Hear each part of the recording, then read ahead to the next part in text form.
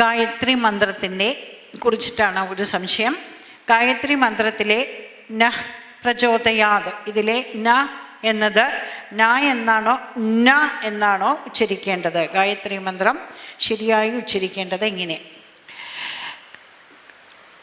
ഗായത്രി മന്ത്രം ഓം ഭൂർ ഭുവ സ്വഹ. അത് 3 വ്യാഹൃതികളാണ്. ഭൂ സത്തായാം, സത്ത്. സ്വഹ ഭൂർ ഭുവ, അത് ബുദ്ധിയുടെ തലമാണ്. ചിത്ത അവകൽപ്പന എന്ന കണക്കിൽ സത്ത് ചിത്ത്. സ്വഹ സ്വയം രാജയത്തെ ഇതി സ്വഹ, അതായത് സ്വാതന്ത്ര്യത്തിൻ്റെ തലം, ആനന്ദത്തിൻ്റെ തലം. അപ്പം സത്ത് ചിത്ത് ആനന്ദം. ഭൂർ ഭുവ സ്വഹ തത് സവിതുർവരേണ്യം. അങ്ങനെ സച്ചിദാനന്ദ സ്വരൂപമായിട്ടുള്ള സവിതാവ് വരേണ്യനാണ്, വരിക്കാൻ യോഗ്യനാണ്. ഭർഗോ ദേവസ്യ ധീമഹി. എന്തിനു വേണ്ടിയിട്ടാണ് വരിക്കുന്നത്? ഭർഗത്തിന് വേണ്ടിയിട്ടാണ്. ഭർഗം എന്നത് വർണ്ണവിപര്യം എന്ന നിയമപ്രകാരം തിരിച്ചിട്ടാൽ ഗർഭമാകും. അപ്പം ഗർഭം എന്നത് തിരിച്ചിട്ടാൽ ഗർഭത്തിലില്ലാത്തൊരവസ്ഥ, അതായത് മോക്ഷത്തിൻ്റെ അവസ്ഥ. ആ മോക്ഷാവസ്ഥയ്ക്ക് വേണ്ടിയിട്ടാണ് ഭർഗോ ദേവസ്യ ധീമഹി, ഞങ്ങൾ അങ്ങയെ ധ്യാനിക്കുന്നു. ധിയോ യോന്ന പ്രചോദയാത്, ഞങ്ങളുടെ ബുദ്ധിയെയും, ധി എന്നതിന് ബുദ്ധി എന്നും കർമ്മം എന്നും അർത്ഥം പറയാം, ഞങ്ങളുടെ ബുദ്ധിയെയും കർമ്മത്തെയും പ്രചോദിപ്പിച്ചാലും. ഇതാണ് സാമാന്യമായിട്ട് ഏറ്റവും ചുരുക്കി പറയാവുന്ന അർത്ഥം. അതിൽ ന കഴിഞ്ഞിട്ട് വിസർഗമുണ്ട്. ആ വിസർഗം നമുക്ക് പറഞ്ഞു തരുന്ന എന്ന് പറയുമ്പോൾ ഞങ്ങളെ എന്നുള്ള അർത്ഥമാണ് അവിടെ വരുന്നത്. അപ്പോൾ നഹ എന്ന് പറയുന്നതിന് പകരം പിന്നീട് വരുന്നത് പകാരമായതുകൊണ്ട് അതിനൊരു ഉഫ് ചേർക്കുക, നഫ് പ്രചോദയാ. എന്നാൽ ആ വിസർഗം അവിടെ ഉണ്ട് എന്ന് മനസ്സിലാകും. ആ നഹ് എന്നുള്ള ആ പ്രയോഗം.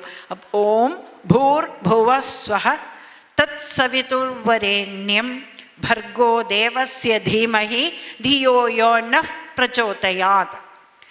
അത് ഓം ഭൂർ ഭുവ സ്വഹ തത് സവിതുർവരേണ്യം ഭർഗോ ദേവസ്യ ധീമഹി ധിയോ യോ നഃ പ്രചോദയാത്. അങ്ങനെ ചൊല്ലുന്നതാണ് ശരിയായിട്ടുള്ള രീതി. അപ്പോൾ അതാണ് നഹ് എന്നുള്ള ആ പ്രയോഗം. അടുത്തത് ദർഭപ്പുല്ല്. മീനിങ് പവിത്രം എന്ന് പറയുന്നു. എന്തുകൊണ്ട്?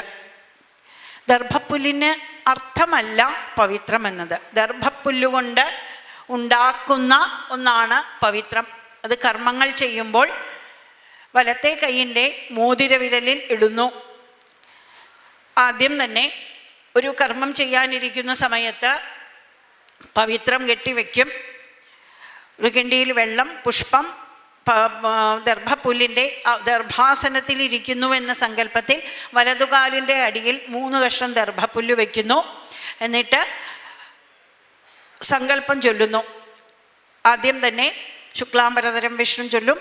അത് കഴിഞ്ഞ് 3 മുട്ടുമുട്ടി ഭൂമിയിൽ കൈ പിരിച്ചു വെച്ച് ഓം ഭൂർഭുവ സ്വഹ എന്ന് പറഞ്ഞു വീണ്ടും കൈ നനച്ച് പവിത്രം ധരിക്കുന്നു.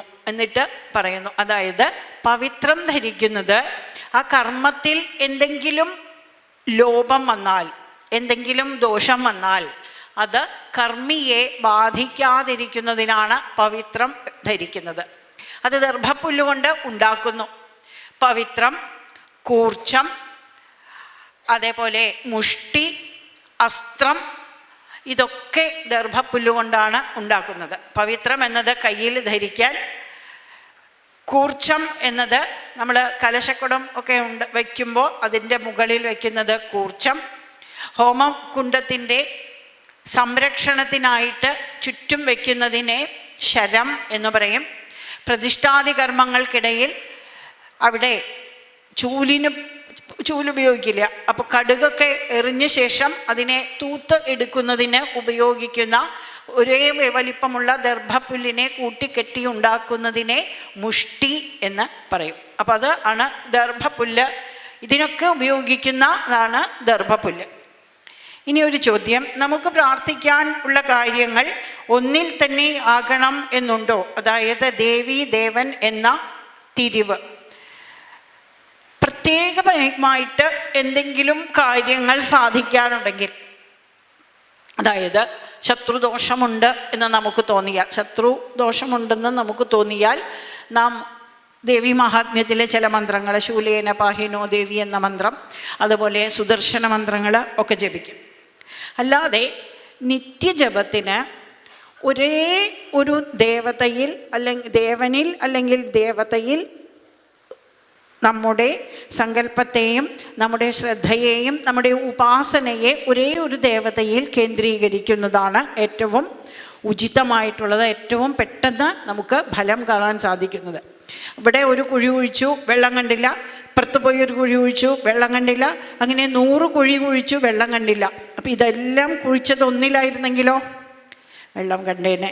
എന്നതുപോലെ പ്രത്യേക കാര്യസാധ്യത്തിനായിട്ട് പല മന്ത്രങ്ങളുണ്ട്. അശ്വാരൂഢ മന്ത്രമുണ്ട്, അതേപോലെ സുദർശന മന്ത്രങ്ങളുണ്ട്. ഓരോ കാര്യസാധ്യത്തിനായിട്ട് പ്രത്യേക മന്ത്രങ്ങൾ ജപിക്കാം. അല്ല, നിത്യ ഉപാസനയ്ക്ക് ഒരു ദേവനിലോ ഒരു ദേവിയിലോ നിങ്ങളുടെ സങ്കല്പത്തെ, ഉപാസനയെ കേന്ദ്രീകരിച്ചാൽ ആ ഉപാസനാ ശക്തി നമുക്ക് പെട്ടെന്ന് തന്നെ അനുഭവവേദ്യമാകും. ഈ 3 ചോദ്യങ്ങളാണ് വന്നത്.